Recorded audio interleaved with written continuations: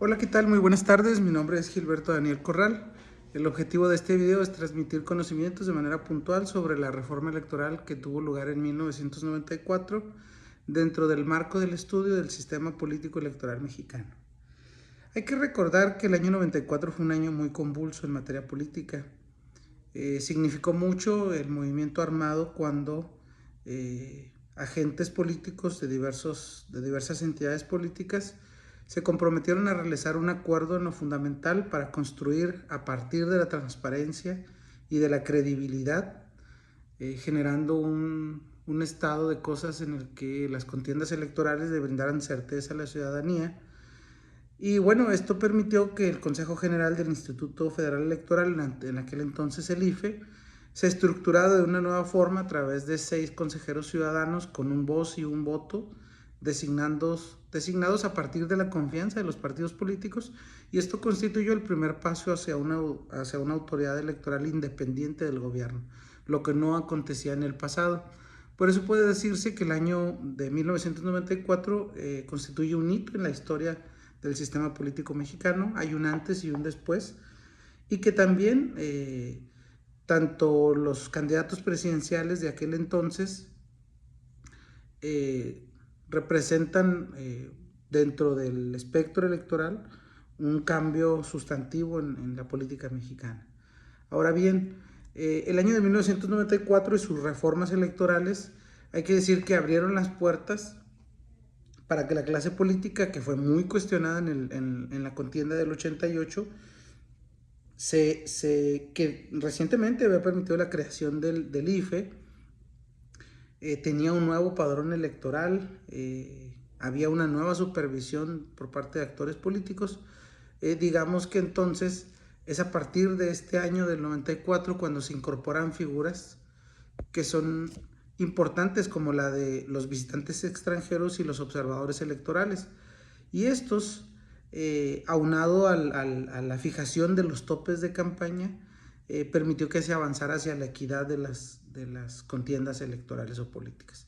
Esa reforma también permitió que se diera una especie de doble insaculación de los ciudadanos que fueran a formar parte como funcionarios de casilla. También se incorporó el tema de la tinta indeleble. Se celebró el primer debate entre candidatos presidenciales y bueno, todo un esquema o ramificación de novedades dentro de esta rutina electoral.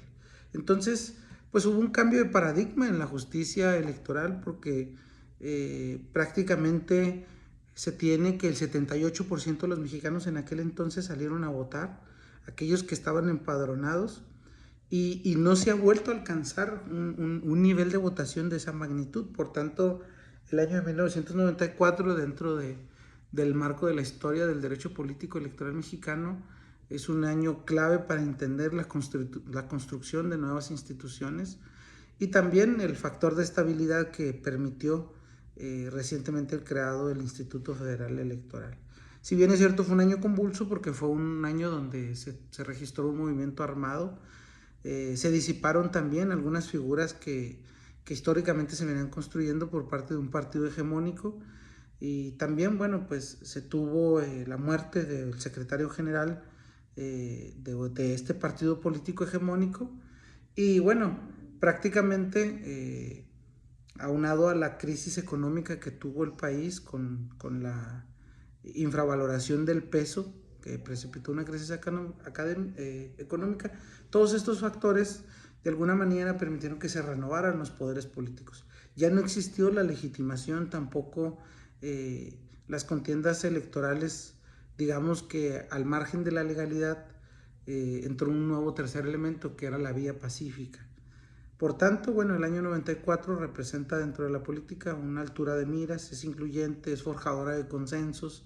También hay que decir que pues se buscó la forma de sortear la trampa de la violencia política.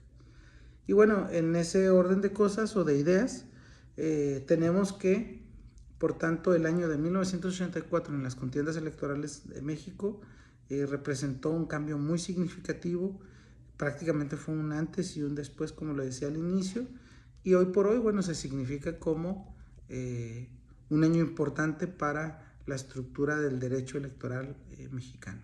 Sería cuanto. Muchas gracias.